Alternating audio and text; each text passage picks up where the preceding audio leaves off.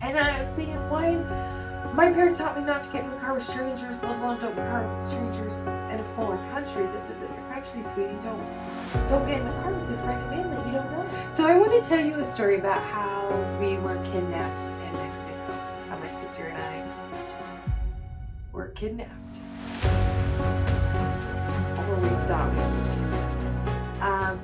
So there's another video that this kind of goes along with. We booked a tour with Dive Mexico at our resort, and we were going to go to the Cenotes. And we've already, on this trip, we've already booked tours with Dive, and we had so much fun. We're like, let's do it one more time. This is our last full day before we head home. Let's do it again. And so we booked a tour, and it included ATVs, zip lines, like cave diving in the Cenotes and jumping off platforms, like this whole adventurous day, lunch, all this stuff, and a shuttle. And so we're like, heck yeah, it sounds like a good deal. So we, the shuttle picks us up at the hotel. Turns out the shuttle is in a private one. Our previous shuttles we've been in have been private. There's still the pandemic kind of happening. So when we got on the shuttle, we sat in the very back, and there was this other family in there. It's a mom and dad with an adult son in his 20s and what I believe is his girlfriend. And they were sitting in the first 2 rows, and we went to the very back, so about 3 rows behind them. And we get in there, we pull out and stuff. And as we're, get out of the, as we're like kind of pulling out of like the resort area onto the main road, like their highway, this family the son starts Googling the place that we're going to. And he Googles up, he's on TripAdvisor, and he's reading all these things, and they're turning out bad. And we're in the very back. I'm not trying to, eavesdrop, letting them do their thing. Just Jacqueline and I are back to everything. But I'm hearing all these kind of like hearing bad things about it. And I was like, what's going on? What? Was that 100%? Because I'm only catching here, like words here and there. And they're like, we shouldn't go. So then they like start trying to get the attention of the shuttle driver. And they're like, we don't want to go no more. Can you take us back to our hotel? And as they're trying to talk to him, the shuttle driver pulls off the highway and picks up some random guy. And we're like, this is weird. This isn't a resort. This is just some random guy. And off in the distance is like this shopping center complex, multiplex type thing, parking lot. So this guy must have just like parked his car there and then walked up to the highway like in a bus stop type thing. And he gets in the car, and this other family's like, listen, we don't want to go. And I'm back in the back trying to eavesdrop, and Jacqueline's, I don't know where she was at. And so I had a notepad. I started writing things like, why don't they want to go? What's wrong with this place? Should we go? What's like, question mark. And the shuttle driver's like, what? There was language barrier and just like confusion why they don't want to go. And they're like, take us back to our resort now. Like, how much money would it take us? Like, they like start pulling out their wallet, and they're like, my wife is sick. We got to go back, And just because they read some bad reviews on TripAdvisor, and they didn't want to go no more. And so the shuttle guy gets out along with Frank, the new guy that we just picked up. And so like they were outside like on the phone trying to figure things out. And I was like, excuse me, why don't you guys want to go? What am I missing? Is there something I need to know? And they're like, yeah, it's just, you can't film there. They'll take your phones away. If you do, they'll kick you off the tour. Just bad reviews. Their lockers get broken into. Just they read a whole bunch of bad reviews, and so we were choosing not to go. You could do your own thing type thing. Kind of looked at Jacqueline. Jacqueline are both kind of like this. And by the time Jacqueline and I are both like this, the door to the shuttle van slides open, and the shuttle driver is like pulling at us to get out and telling us to get out. You come, you get out. And Jacqueline and I are like, so we're like, okay, we're trying to gather our things because we got in the shuttle. We already were on the road for a little bit. And, we pulled some things out. So now I'm like trying to hurry up and grab my sunglasses, my water bottle, a snack. I don't know. Like trying to shove things back in my backpack and being pulled out of the shuttle. And then they're like, get in. And then they point to Frank's car. So at this time, Frank has gone and got his car from a parking lot and pulled it up. And they're like, get in, Frank will take you. But he didn't say Frank, because we didn't find out Frank's name till later on. And so I'm like, and so then I'm starting to, like, I was taking pictures of the license plates, and then I was calling my mom, you know, sending text messages to my mom, and I'm like, I think I might be getting kidnapped. I don't know what's going on. This is really weird.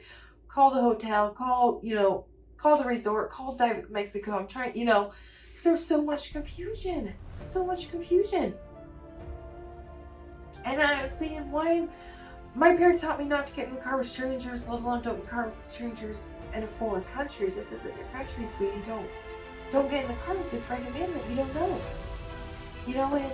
And constantly we're seeing things on the news, on the U.S. Embassy website, don't go down here. High, alert, red alert, travel, don't go to Mexico, cartel's bad. All these things, and so I'm like, do I get in the car with this stranger? But I'm kind of being pushed into it, and if I don't, am I stuck here in this hot side of the road? And then it's like, wait a minute, is this a setup? Like, everything just seemed way too weird and perfectly planned. Like, is this a setup? Is that family into it? Or did that family get kidnapped? Did that family ever make it back? And if you are that family, let me know that you made it back and you're alive or not, because it was so weird. It was so weird. So Jack and I got in the car with this guy, and we just got in some random guy's car, smelly car, and he gets on the highway and he starts driving, and then he pulls off. And this is where it really gets weird. He pulls off and he picks up another guy. And the guy that he picks up is a cowboy. Okay, like your stereotypical Western cowboy. And, I'm from a rural area, and so cowboys don't bother me. Actually, I'm like, hey, cowboys. And, but this guy, he's fully dressed. I mean, like, jeans, boots, spurs, button-up shirts, cowboy hat, and then on his waist, he had, like, the utility belt type thing with, like, a thing for, like, a 6-shooter on the side, and, I don't know, a knife. And I'm like, who?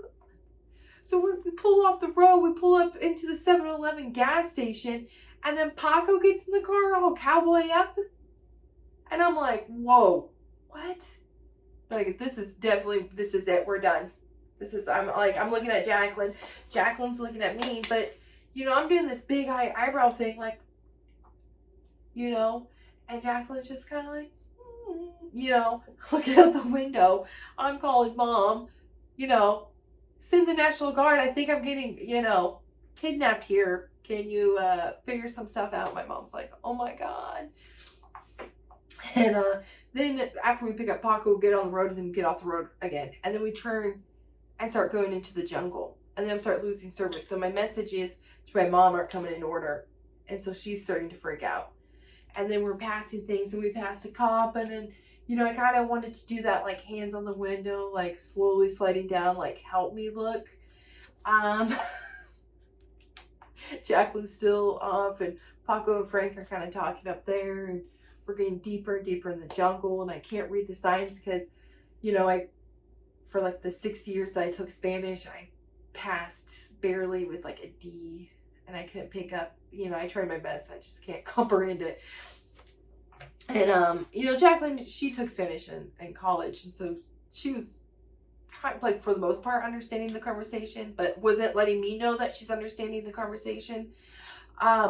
Eventually, we pull into this place, and we drop Paco off at some stables, and it turns out that he's actually the stable guy, the stable boy, and he takes care of the horses, and he was recently married, and he had to go pick up groceries, and he's worried about his wife, and all this stuff. And I didn't get that. Jacqueline got that because she could understand the conversation. And Frank was just he was just heading to the Cenotes. He was a local, and he just wanted to cool off in the pools. And he was just catching a ride with the shuttle, like, the shuttle guy was his friend or something like that. So he's like, I'm going to save some gas and catch a ride with with Fernando, and I don't know his name, but with the shuttle guy, and I was just gonna catch a ride with the shuttle guy and save some gas. And You know, maybe it was his brother-in-law. Who knows? I didn't know. Apparently, Jacqueline was kind of picking up on this as I was like calling for Navy SEALs to come and rescue me. Not that I have that power, but you know, I was hoping that my mom did. And and my mom, you know, is back in Oregon, calling the resort, trying to get through, having communication, like language barriers of like, my daughter got in a shuttle at your hotel and is lost. And then they're like, she didn't book with us. And then like, oh yeah, Divet's different. So getting the number transferred to Divet.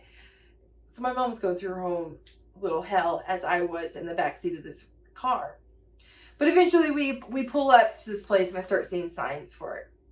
You know, and we pull in and like I said, we dropped Paco off at the stables and he went to work, you know, with the horses. And Frank dropped us up at the door of the Cenotes, and that was confusing because like normally with tours and things, you know, someone greets you, you know, or the shuttle usually takes you to where you go to like be like, hey, this is the group, and then someone else takes you. It wasn't really like that when we got there. It was a lot of confusion, and Jack and I just kind of like standing around, looking around. Eventually, like I think the owner of that place comes up and they're like, you need to fill out this paperwork and sign these waivers saying that if you break our things, you know, go ahead and pay that $5 extra if you break our already broken ATVs. You know, you owe us lots of money, and if you break your neck, it's not our fault. And if you drown, it's not our fault. But the paper was mostly in Spanish, and then I was trying to fill out other things and Jacqueline's, I still feel like was just content being wherever she was in her mind, looking around at things, and I'm struggling trying to fill out this paperwork. And they soon let us know that you cannot absolutely at no point film while you're here, and that if you want pictures, you could pay afterwards. There will be a photographer, paparazzi, following us around taking pictures with their quality camera. And you know, I paid for them. I did it because I wanted the pictures for my channel, and for memories. And Jacqueline definitely wanted to like show off that like she went ziplining in the jungle. So I couldn't take my GoPro. I had everything set up to go take my GoPro, and I couldn't take my GoPro. But they're like, afterwards, so soon find out, like after you pay for your pictures, they're like, okay, well, before your shuttle picks you up, you could go swimming and take your camera and stuff. Like after we paid for it, after we got dressed, we're like, oh yeah, so now you can do it. And, you know, so I was able to film, but I was able to like film us jumping or have like actually a really good quality camera. Like when we were at the second location, the pictures are taken from way up. And so it's just, they're not great, and bad angles. But yeah, so that was the place. And I have a video on my experience there. And also check out TripAdvisor, make your own opinion of it. And I'm glad that we did it. I'm glad we went. I'm glad we went because once we were there, we had a lot of fun. It was so much fun. And it was a lot of fun. It was a lot of confusion, and they didn't really go over things, safety things really well, like with the zip line and stuff. Like we kind of just walked up, and I was talking to our guide there. His name was Sebastian, and it's just like, so what do we do? You know, like what's the weight limit? And you know, like where do I hold on at? What do I do? And it's just pretty much just like kind of squat and take a leap, and just kind of just go, and you'll make it over there. And then you kind of go fast, and then over there it's like someone's supposed to catch me. Oh my god, what's, you know, so there was some confusion there, and it sucked about not having to take the pictures. Also was frustrating that we were seeing other people with cameras and pictures and other tour groups that had their GoPros and stuff, and it's just like, But no, glad we went. So after all said and done, we went, we had our fun day. They fed us. It was one of the best tasting food we had there. At this place, it was like, it tastes like Mama was cooking in the kitchen, and that's kind of what I think it was. Even though I just got a quesadilla, but it was good. But yeah, so after everything was said and done, Jacqueline and I were like, wait a minute. We didn't come in a shuttle, so who's taking us? And at one point, we did see Frank again because he dropped us off, and then we never saw him again. We went on with our tour. But when we were on the ATVs, going to another location, we passed that car, and I kind of looked at Jacqueline, and Jacqueline were like, was that guy? You know, and then it was like, where are we going, deep in this jungle? But it turns out that Frank just wanted to go play and soak and, you know, go to the cenotes and cool off too. And he waited for us, and he took us home. He took us back to the resort, which is nice. And I handed Frank what cash I had on me, which I think ended up being like, it was like a American 20, and then I think about 60 pesos or so. And I gave it to Frank. And then Jacqueline, as we were walking away, goes, why the hell did you tip him so much money?